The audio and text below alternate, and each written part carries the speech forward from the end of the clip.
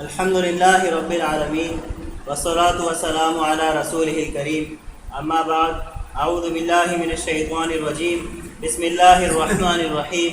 ولو اننا نزلنا الیہم الملائکۃ وکلمہم الموتى وحشرنا علیہم کل شیء قبلا ما كانوا ليؤمنوا الا ان یشاء اللہ ولکن اکثرهم یجہلون۔ صدق اللہ العظیم۔ رب اشرح لی صدری ویسر لی امری واحلل عقدۃ من لسانی یفقہوا قولی۔ قرآن حکیم کے 8ویں پارے میں سورہ انعام کے آخری 7 رکوع یعنی رکوع نمبر 14 سے 20 اور سورہ اعراف کے ابتدائی 10 رکوع شامل ہیں۔ رکوع نمبر 14، اکثریت کی پیروی گمراہ کر دے گی۔ 14ویں رکوع میں فرمایا کہ اگر مشرکین مکہ پر فرشتوں کا نزول ہو، مردے زندہ ہو کر ان سے کلام کریں یا کوئی بھی معجزہ انہیں دکھا دیا جائے، وہ ایمان نہیں لائیں گے۔ اصل میں یہ شیاطین ہیں جو انہیں ملمہ کی ہوئی باتیں دھوکہ دینے کے لیے سجھاتے ہیں۔ ان خوشنما باتوں سے وہی متاثر ہوتے ہیں جو آخرت کی جواب دہی پر یقین نہیں رکھتے۔ اللہ نے نبی صلی اللہ علیہ وسلم پر ایک عادلانہ شریعت نازل کی ہے۔ درست روش یہ ہے کہ شریعت کی پیروی کی جائے اور اکثریت کی بات نہ مانی جائے، کیونکہ اکثریت تو خواہشات کی پیروی کرتی ہے۔ برائی اور بے حیائی کی ہر صورت کو چھوڑ دیا جائے اور اللہ کے احکامات پر عمل کو زندگی میں لازم کر لیا جائے۔ رکوع نمبر 15، خوش قسمت انسان۔ 15ویں رکوع میں اس انسان کی خوش قسمتی بیان کی گئی جو غفلت میں پڑ کر گویا مردہ تھا۔ اللہ نے اسے بیدار کیا، عمل کی توفیق دی اور قرآن کا علم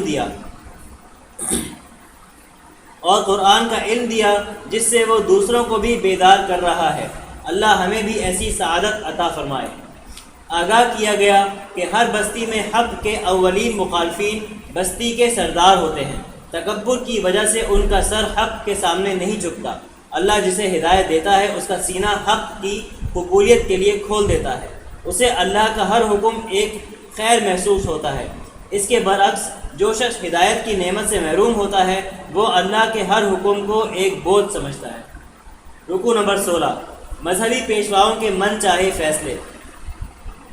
16ویں رکوع میں بیان کیا گیا کہ روز قیامت اللہ جنات اور انسانوں سے پوچھے گا کہ کیا تمہارے پاس رسول نہیں آئے تھے جو تمہیں میرے احکامات سکھاتے تھے اور آخرت کی جواب دہی کے حوالے سے خبردار کرتے تھے؟ وہ اعتراف کریں گے کہ ایسا ہوا تھا، لیکن ہمیں دنیا کی زندگی نے دھوکے میں ڈال دیا تھا۔ اس رکوع میں مزید فرمایا کہ مشرکین کے پنڈت کھیتیوں اور جانوروں میں سے کچھ اللہ کے نام کرتے ہیں اور کچھ بتوں کے نام۔ باطل معبودوں کی خوشنودی کے لیے لوگوں کو اپنی اولاد قربان کرنے کا حکم دیتے ہیں۔ جانوروں کے بارے میں طے کرتے ہیں کہ ان میں سے کس کا گوشت حلال ہے اور کس کا ممنوع، کس جانور پر سواری کی جا سکتی ہے اور کس پر نہیں۔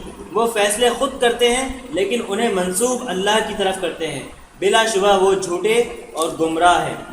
رکوع نمبر 17، خوراک کے حوالے سے اللہ کی نعمتیں۔ 17ویں رکوع میں خوراک کے حوالے سے اللہ کی نعمتوں کا ذکر ہے۔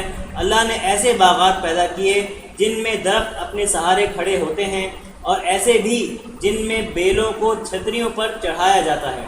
پھلوں اور کھیتیوں کے مختلف ذائقے پیدا کیے۔ ان نعمتوں کو کھاؤ اور اللہ کا حق یعنی عشر اسی روز دو جس روز پھل اتارو یا کھیتی کاٹو۔ اسراف نہ کرو، اللہ کو اسراف کرنے والے پسند نہیں۔ اللہ نے حلال جانوروں میں بار بردار بھی پیدا کیے اور ایسے جانور بھی جو بوجھ نہیں اٹھاتے، ان میں سے بھی کھاؤ اور اللہ کا شکر ادا کرو۔ بلا دلیل ان میں سے کسی کو بھی حرام نہ قرار دو۔ رکوع نمبر 18، اللہ کا اذن ہر کام میں ہے لیکن رضا صرف نیکی میں ہے۔ 18ویں رکوع میں آگاہ کیا گیا کہ یہود پر ان کی شرارتوں کی وجہ سے بعض حلال اشیاء حرام کر دی گئی۔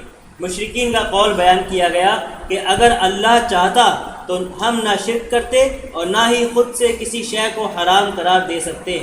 جواب دیا گیا کہ اللہ نے انسان کو نیکی اور برائی کرنے کا اختیار دیا ہے۔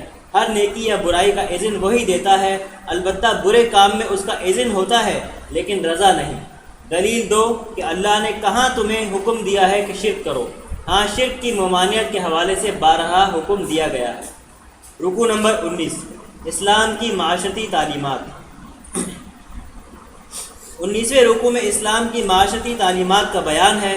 ہدایت دی گئی کہ اللہ کے ساتھ کسی کو شریک نہ کرو، والدین کے ساتھ حسن سلوک کرو، مفلسی کے ڈر سے اولاد کو قتل نہ کرو، ظاہری اور پوشیدہ ہر بے حیائی سے بچو، کسی انسان کو ناحق قتل نہ کرو، یتیم کے مال کی حفاظت کرو، ناپ تول میں کمی نہ کرو، ہمیشہ عدل کی بات کرو، وعدے پورے کرو، اور قرآن حکیم کو پیروی کی نیت سے سمجھ کر پڑھو۔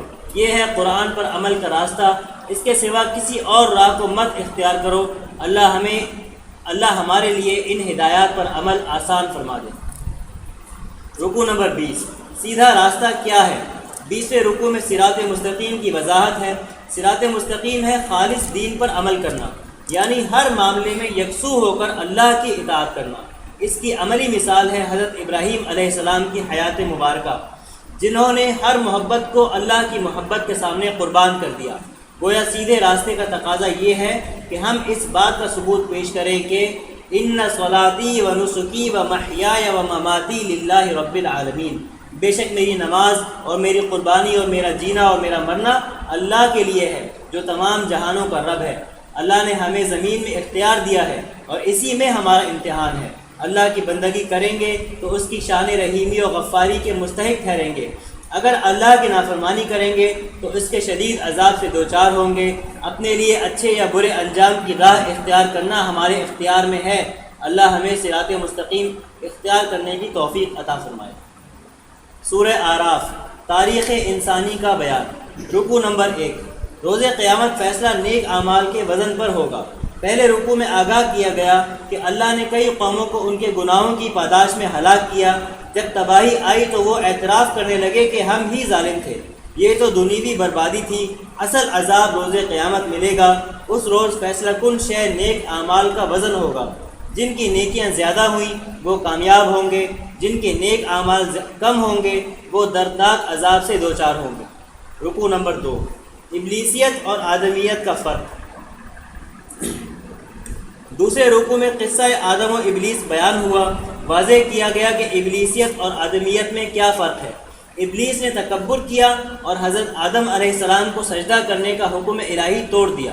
اپنے جرم پر کسی ندامت کا اظہار نہ کیا بلکہ جرم کے حوالے سے اللہ کو مورد الزام ٹھہرایا۔ اس کے برعکس حضرت آدم علیہ السلام کو اللہ نے بڑائی عطا کی۔ انہوں نے خود سے نہیں بلکہ ابلیس کے بہکاوے میں آ کر خطا کی۔ جیسے ہی خطا کا احساس ہوا تو اظہار ندامت کیا اور خطا کا ذمہ دار خود کو ٹھہراتے ہوئے اللہ سے یوں بخشش مانگی، ربنا ظلمنا انفسنا وان لم تغفر لنا وترحمنا لنکونن من الخاسرین۔ اے ہمارے رب، ہم نے اپنی جانوں پر ظلم کیا اور اگر تو نے ہمیں بخش نہ دیا اور ہم پر رحم نہ کیا تو ہم تو ہو جائیں گے نقصان اٹھانے والے۔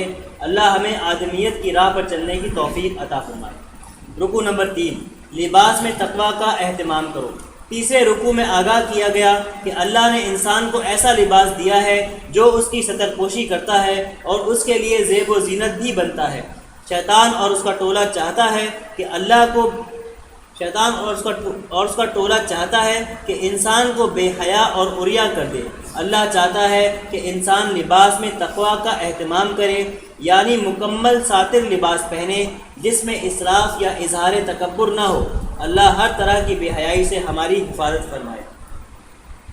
رکوع نمبر 4، غیر تربیت یافتہ اولاد کی ماں باپ کے خلاف بد دعا۔ چوتھے رکوع میں بیان کیا گیا کہ اللہ نے جو بھی پاکیزہ رزق اور زیب و زینت کی اشیاء بنائی ہیں وہ ہرگز حرام نہیں ہیں۔ حکم یہ ہے کہ انہیں حلال طریقے سے حاصل کیا جائے اور ان سے شریعت کے مطابق استفادہ کیا جائے۔ اس رکوع میں خبردار کیا گیا کہ اگر اولاد کی صحیح دینی تربیت نہ کی تو وہ اولاد جہنم میں جانے کے بعد اللہ سے بد دعا کرے گی کہ ہمارے ماں باپ کو دگنا عذاب دیا جائے، ان کی وجہ سے ہمیں یہ بربادی دیکھنی پڑی۔ اللہ فرمائے گا تم سب کے لیے دگنا عذاب ہے، اس لیے کہ تم نے بھی اپنی اولاد کی دینی تربیت نہیں کی تھی۔ اللہ ہمیں اپنی اولاد کو دین کی راہ کی طرف مائل کرنے کی توفیق عطا فرمائے۔ رکوع نمبر 5، جنت تمہارے اعمال کا بدلہ ہے۔ 5ویں رکوع میں ارشاد ہوا کہ جو تکبر کی وجہ سے اللہ کی تعلیمات کو جھٹلاتے ہیں وہ جنت میں داخل نہ ہو سکیں گے جب تک کہ اونٹ سوئی کے ناکے سے نہ گزر جائے۔ اس کے برعکس جو لوگ ایمان لائے اور اچھے عمل کرتے رہے وہ جنت میں اللہ کی حمد اس طرح کریں گے: الحمدللہ الذی ہدانا لہذا وما کننا لنہتدی لولا ان ہدانا اللہ۔ کل شکر اللہ کے لیے ہے جس نے ہمیں اس جنت تک پہنچنے کی ہدایت دی۔ ہم ہرگز ہدایت نہ پاتے اگر اللہ ہی ہمیں ہدایت نہ دیتا۔ اللہ جواب میں ارشاد فرمائے گا کہ جنت دراصل تمہارے اعمال کا بدلہ ہے۔ اسی رکوع میں اصحاب اعراف کا ذکر ہے۔ یہ وہ لوگ ہیں جن کی نیکیاں اور برائیاں برابر تھیں، نہ جنت میں داخل کیے گئے اور نہ جہنم میں گرائے گئے۔ وہ دعا کریں گے کہ اے اللہ ہمیں جہنم سے محفوظ فرما اور جنت میں داخل فرما۔ رکوع نمبر 6، آخرت کی تیاری سے غافل نہ ہو۔ چھٹے رکوع میں بیان کیا گیا کہ اصحاب اعراف کی دعا قبول کی جائے گی اور وہ جنت میں داخل کر دیے جائیں گے۔ اسی رکوع میں ان لوگوں کی مذمت کی گئی جنہوں نے کھیل تماشے کو ہی اپنا دین بنا لیا۔ وہ آخرت کی تیاری کے لیے کبھی سنجیدہ ہوئے ہی نہیں۔ اب روز قیامت برے انجام کو دیکھ کر اپنی غفلت پر افسوس کریں گے، لیکن اب اس افسوس کا کوئی فائدہ نہ ہوگا۔ رکوع نمبر 7، دعا کے آداب۔ 7ویں رکوع میں تلقین کی گئی کہ دعا صرف اپنے حقیقی رب یعنی اللہ سے کرو۔ دعا کے آداب یہ ہے کہ یہ تنہائی میں اور گڑ گڑا کر مانگی جائے۔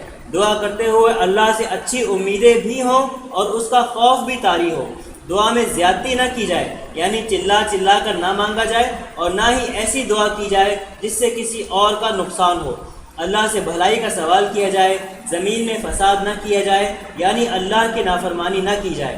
اگر ہم اللہ کا حکم پورا نہیں کریں گے تو اللہ بھی ہماری دعائیں پوری نہ کرے گا۔ رکوع نمبر 8، قوم نوح علیہ السلام کی روش اور انجام۔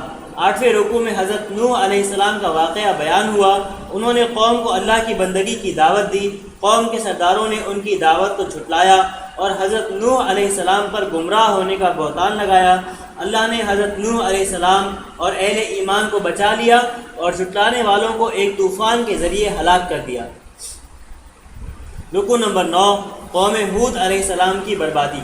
9ویں رکوع میں حضرت ہود علیہ السلام کی داستان بیان ہوئی۔ سرداران قوم نے ان کی دعوت توحید کو جھٹلایا اور انہیں جھوٹا اور احمق قرار دینے کی گستاخی کی۔ اللہ نے ان بدبختوں کو برباد کر دیا اور اپنی رحمت سے حضرت ہود علیہ السلام اور اہل ایمان کو بچا لیا۔ رکوع نمبر 10، قوم صالح علیہ السلام اور قوم لوط علیہ السلام کا انجام۔ 10ویں رکوع میں حضرت صالح علیہ السلام اور حضرت لوط علیہ السلام کی اپنی قوموں کے ساتھ کشمکش کا ذکر ہے۔ حضرت صالح علیہ السلام نے اپنی قوم کو اللہ کی بندگی اختیار کرنے کی دعوت دی اور نشانی کے طور پر اللہ کے حکم سے ایک زندہ اونٹنی پہاڑ سے برآمد کر دی۔ قوم کے متکبر سرداروں نے نہ صرف ان کی تعلیمات کو جھٹلایا بلکہ اہل ایمان کو بھی نیکی کی راہ اختیار کرنے سے روکا۔ پھر معجزے کے ذریعے برآمد ہونے والی اونٹنی کو مار دیا۔ اللہ نے زلزلے کے ذریعے قوم کو تہس نہس کر دیا۔ حضرت لوط علیہ السلام نے قوم کو ہم جنس پرستی کی خباثت سے روکنے کی کوشش کی۔ قوم نے حضرت لوط علیہ السلام کو بستی سے نکالنے کا ناپاک منصوبہ بنایا۔ اللہ نے پتھروں کی بارش کے ذریعے اس بے حیا قوم کا کام تمام کر دیا۔